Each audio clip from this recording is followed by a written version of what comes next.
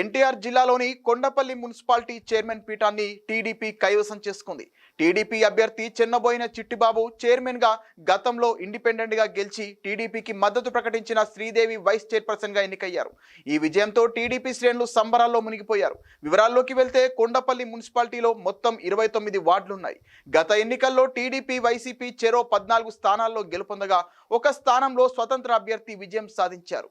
Independent గా గెలిచిన శ్రీదేవి టీడీపీకి మద్దతు తెలపడంతో ఆ పార్టీ బలం 15కు చేరింది. అదే సమయంలో అప్పటి వైసీపీ ఎమ్మెల్యే వసంత కృష్ణప్రసాద్ తన ఎక్స్ అఫీషియో ఓటును వైసీపీకి వేయడంతో ఆ పార్టీ బలం కూడా 15కు సమమైంది. ఈ తరుణంలో అప్పటి పార్లమెంటు సభ్యుడు కేశినేని నాని టీడీపీకి అనుకూలంగా తన ఎక్స్ అఫీషియో ఓటును వినియోగించుకున్నారు. అయితే ఈ ఓటు చెల్లుబాటుపై వైసీపీ న్యాయస్థానాన్ని ఆశ్రయించింది. దీనిపై విచారణ జరిపిన హైకోర్టు 2021లో కేశినేని నాని వేసిన ఎక్స్ అఫీషియో ఓటు చెల్లుతుందని స్పష్టం చేస్తూ సీల్డ్ కవర్లో ఆదేశాలు జారీ చేసింది. దీంతో టీడీపీ బలం 16కు పెరిగింది.